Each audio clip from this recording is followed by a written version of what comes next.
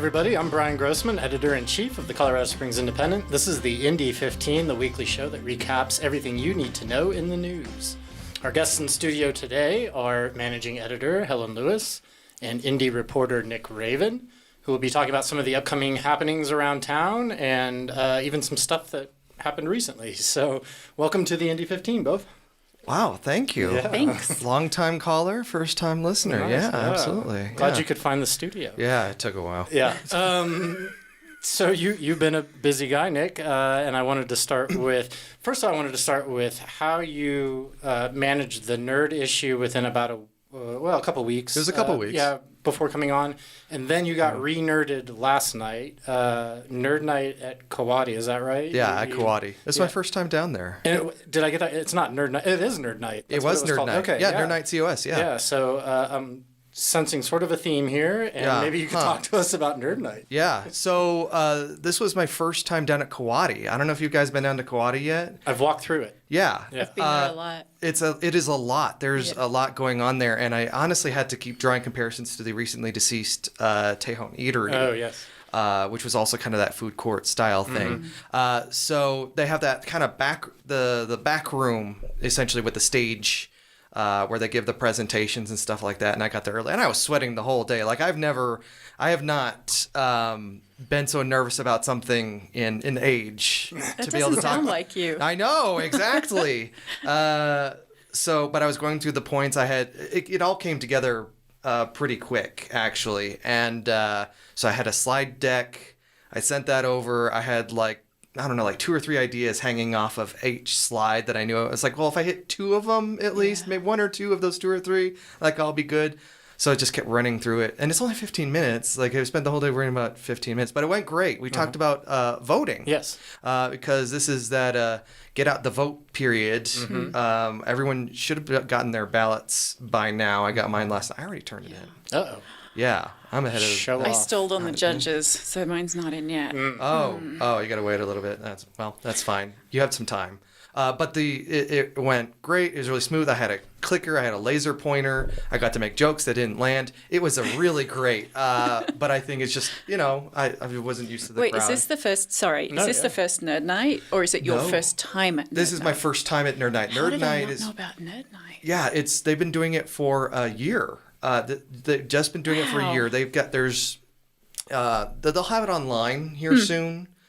But it's something that goes on in like dozens of cities around the country, and it's been going on for like 25 years in some spots.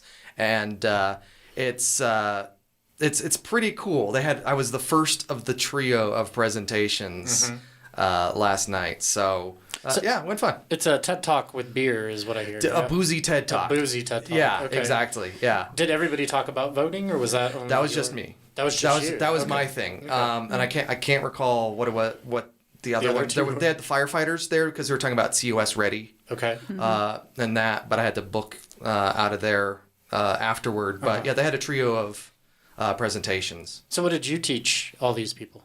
So what I taught was a bit.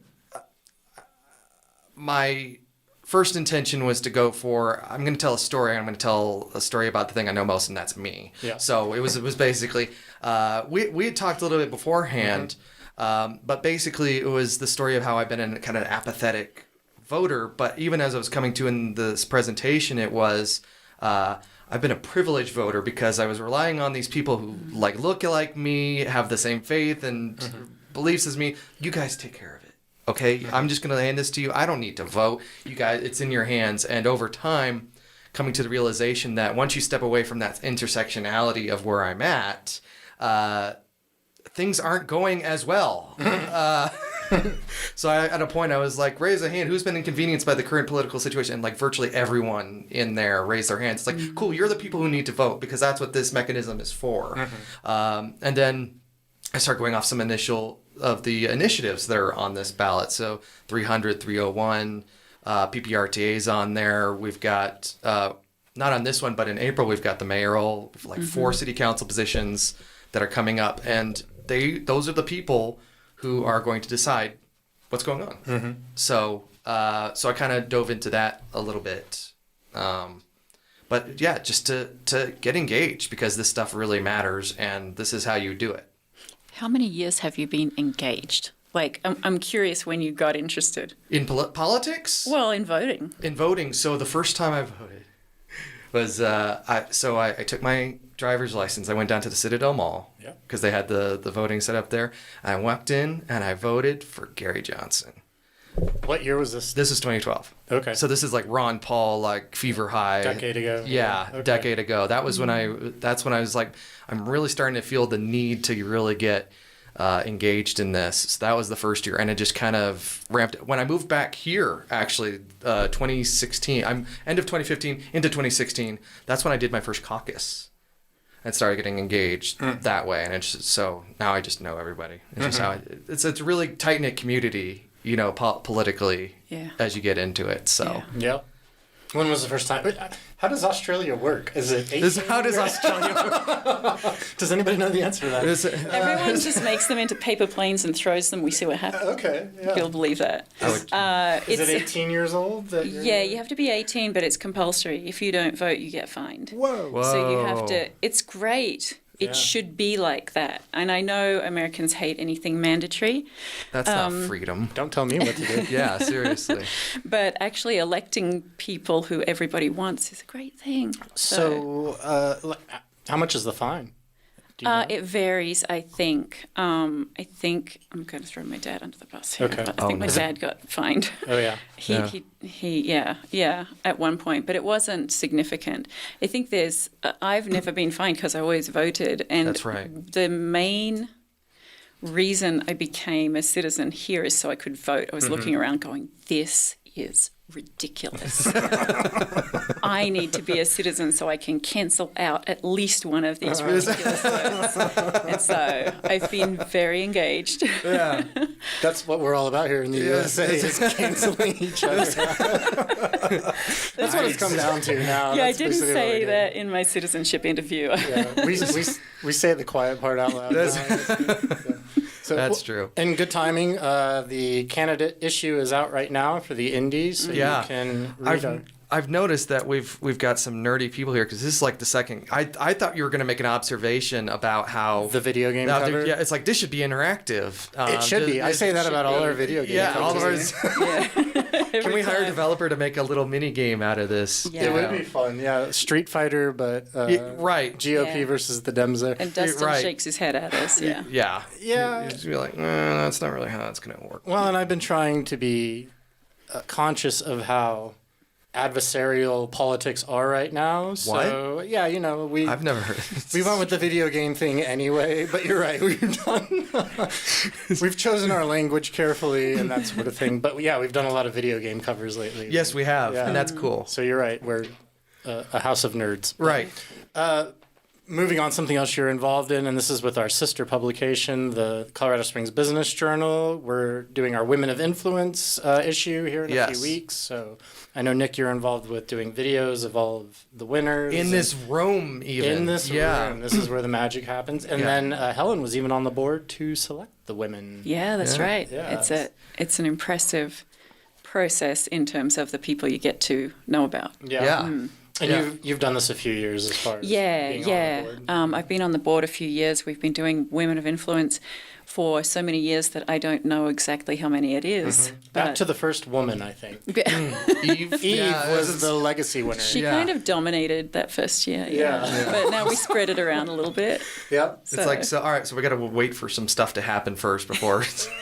Well, it's happening right away. By default, the legacy was there. Yeah.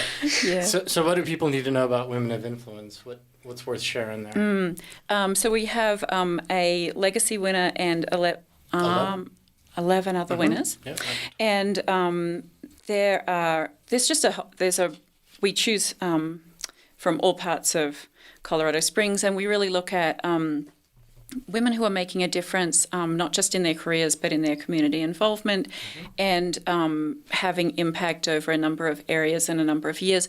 One of the things I think is really, there are a lot of awards that you can win, but I think one of the things that's really interesting about Women of Influence is the way it brings together these people who are making a lot of change in different areas and gives them this chance to they really make connections where they end up collaborating with each other on other things. They get to know each other. And so there's sort of this cross-pollination that goes on and relationships that are built that I think it takes it far beyond just you've done a good job. It's sort of launches new things. So, yeah, it's a great and exciting initiative. Now, one thing I did notice, and because right after there was a Q&A session with their night, and it's like, so what's one thing that my job as a reporter allows me to do, and that is talk to a whole bunch of people. Yeah. Like, and not just in a like flippant, like they're trying to advertise something, I'm trying to get their message in something, but to have actual genuine conversations about values and stuff like that, and get exposed to all these different things that you normally wouldn't be able to. Yeah, it's really, it is one of those things where I look at it as this great opportunity.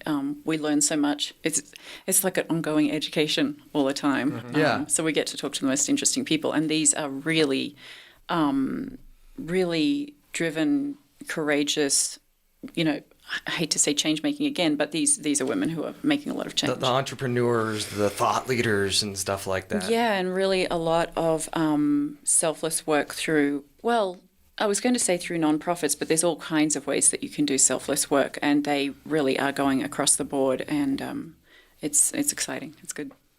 And for people who are interested in Women of Influence, that issue, again, Business Journal, but it comes out on November 18th, so... Yeah, and the ceremony subscribe. is on there. Yeah. But it's a really interesting publication because you get to read about all these women, and then the publication date is the 18th. The awards are on the 17th of November. That's right. And and you're doing a lot of videos, right? Doing a lot of videos, and I actually have some assignments too. So as I'm getting to talk to people, it's like, hey, so let's chat a little bit later. So. I have work to do. Yeah. So there's this other thing I do here. Yeah. Yeah. So the event is on the 17th, you're right. And then the issue officially comes out on the 18th in the Business Journal. So this is what I really want to talk about. Emma Crawford, Coffin race. Yes. Which you there wrote we go. about for this week's Event Horizon. I guess That's just around the corner, right? When's that happening? That's the 29th? I think it's a Saturday. It's right at the end there. It's not this Saturday, it's next Saturday. I think it's the 29th. I believe so. And this is coinciding with Manitou's 150. This is they're celebrating the whole year as their 150th. So it's not going to be sesquicentennial. Their sesquicentennial, absolutely. I learned how to pronounce that real quick last year. Thanks to Colorado Springs. Exactly. Yeah, they're not that different in age. I would have thought Manitou was older, but I guess not. I don't know why. I think it's because Old Colorado City is kind of where it started, and then spread both ways. Yeah. Ask me anything. Have you been to the Emma Crawford? No, Coffin? actually, no. And honestly, before I wrote the art in Manitou thing, I had not even been in Manitou that much at all, actually. So hearing about this was really, really interesting to hear about these races. And this is their first time back since 2019, pre-COVID, because before COVID, they had teams. So if you've never seen have you been? I've done it. You've done it. Oh, wow. I raced in it like 15 years Bryan's ago. the expert now. Where's the Indy team? Or Coffin? You could be the Emma Crawford. I'm much older than I used to be. I don't know if I can run up that hill. It's not that far. Come on, Bryan. It's a lot harder than you think. Like as a spectator, it doesn't look that bad, but when you actually run it, and because of how competitive it is, people want to win. People want to win. Are there crashes? Yes, yeah. They do them in two sled. So the way it works is each team is 5 people. They're push carts essentially, but they're coffin themed. Right. After Emma Crawford's poor coffin, she was buried at the top of Red Mountain. She was out here in Manitou recovering from consumption, TB. She died. They had 12 pallbearers working 2 shifts to bring her and bury her at the top of Red Mountain, and then like 4 decades later, her coffin came down unseen, just raced down the hill, and wound up in someone's backyard. It was in a backyard. I didn't know that bit. Yeah, it was, that's where they found like the coffin and the bones and that, and or a couple of them.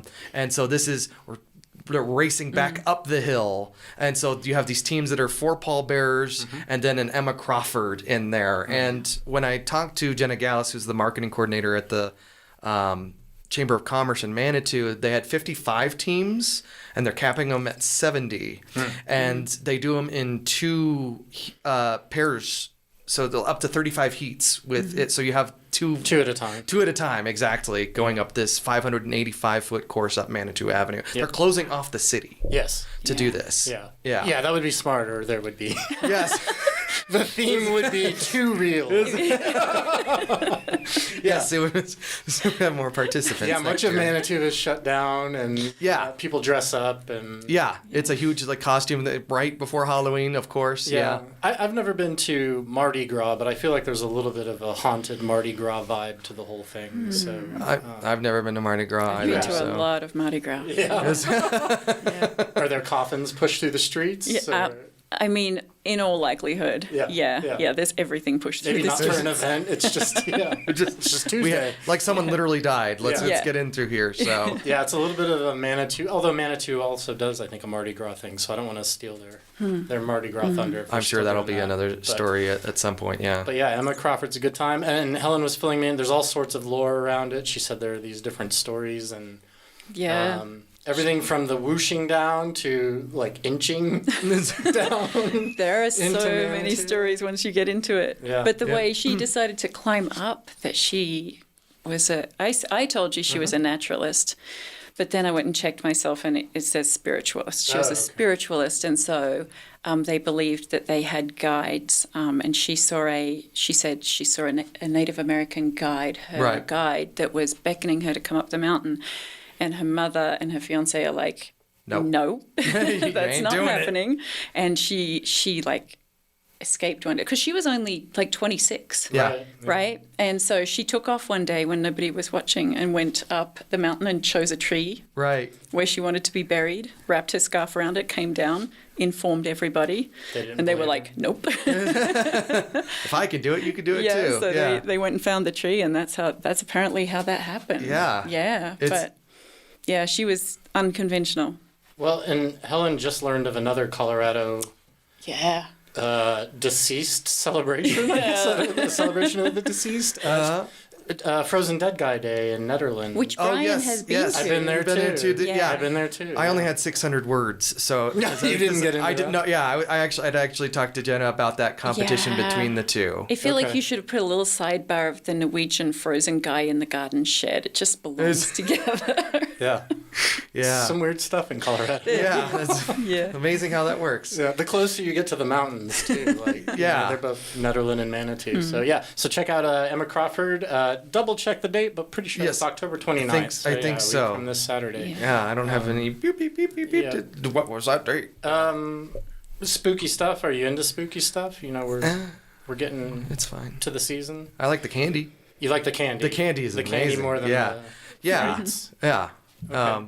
I'm not opposed to the frights and the spooks and the haunts and all that stuff. I am. Okay, you I are. mean, I support everybody else's, but yeah, no, I'm a bit chicken about all that. I was going to say you're Australian. How is that? How is this not like just Tuesday or something? Well, ours are naturally occurring problems, not. There's not like They're not make believe. They don't have no time for that. They're real spiders and real snakes. And we didn't have Halloween when I was growing up at all. It's a little bit of a thing now. Like my nieces and nephews will sometimes do it, and people are a bit into it now. But it definitely wasn't. It was a very American. That happens in the movies, like Snow. Oh yeah, sort of like thing. E.T. Yeah. When they go trick or treating. Yeah. Oh yeah. Yeah. So all of that was not real. He's under the sheet. Yeah. Okay. Yeah. It's been a while since. Well, hide under your blankets for Okay. a couple of weeks if you're not into it. It'll be Okay. over soon. I'll be like my poor little dog. Yeah, your Yeah. dog doesn't like Halloween. No, or just anything broad that's happening in the universe. Right. Yes. Me and your dog have a lot in common. All right. Yes, 29th is correct. Our Good. researcher and I even did the Google and I found it. Great. So yeah, Emma Crawford Coffin race is the 29th. Thank you, Dave. From Saturday, Job, so. Anything else we need to talk about? That's all the fun Did I stuff. put you I on the think spot? I don't. I think we. Do you dress up? Do you dress up, Brian? I- Brian never dresses up. No, Come on. I actually personally hate Halloween. So one thing Why? I don't know. Just the dressing up. I An think. I think I'm unreasonable just- dislike? I think there's an expectation that you are going to love it and dress up and embrace it. And as an adult, I just sort of decided I wasn't. I think when you're a kid, your standards are lower. So it's like, yeah, I'll get that $30 costume from Walmart or something. That's good. But when you're an adult, you're like, no. It's an obligation almost. And I started Halloween late. Like, I only started doing Halloween maybe yeah. a few years ago. Well, then it could be fun, I guess. If Then it's it's new. fun. But to me, it's like Australians and voting. I don't want you to tell me. I have Don't to tell go me out. Halloween. But I do have an almost 10-year-old, as do you. Yeah. And so yeah, trick or treating's you got to do important. It's kind of lonely, honestly. I've noticed over the years, it's like just how everything's spread out. Like you don't see that many people going around. With COVID and stuff. Not just COVID, just like how the city is. It's like having people walk like half a mile and you've only encountered like 10 houses or something like that. It's not like it used to be. Well, yeah, so I grew up in the burbs and would trick or treat, and you could hit up so many houses in an hour, and now I live in Plumber Lake on a mountain, and it's trick or treat for the bears and the mountain lions as much as they're gonna find it for the kiddos. But we go into town where they're the suburbs of Palmer Lake, and do our trick or treating there. Because I grew up on military bases, so there's a lot of people like really tightly. Base housing was the best. I know. That is the best, actually. That's the place. And they're expecting you. Everyone's already on the same vibe. Like you just get it. That's where the base housing. That's where it's at. Sneak onto military bases. Now that don't do that. Not an official statement from the Colorado Springs Independent. Thanks for the disclaimer. Yeah, don't do that. But if you have an inn and you can get onto base housing somewhere, that's the place to trick or treat for sure. It is. Yes. You're not wrong. All right. That's what an alt paper's for. Yeah. I think with that, we'll probably wrap it up before the FBI shows up. So I want to thank Helen Lewis and Nick Raven for joining us in studio today. Don't forget to pick up this week's issue of the Indy. It's got our candidate story in there. The week before that had ballot issues, so between the two, you should have a pretty good head start on voting. It's available on newsstands or digitally through our website, csnd.com. Let us know what you think. We read all the comments, so post away. If you're watching this on YouTube, be sure to like and subscribe. Click the bell so you get notifications when we post new videos. This show was produced by Dave Gardner and Nick Raven and directed by Nick Raven. The video cast is distributed by Sean Cassidy. Dustin Glatz is our art director. Amy Gillentine is our publisher. And I'm editor-in-chief Bryan Grossman. Thanks, and we'll see you next time.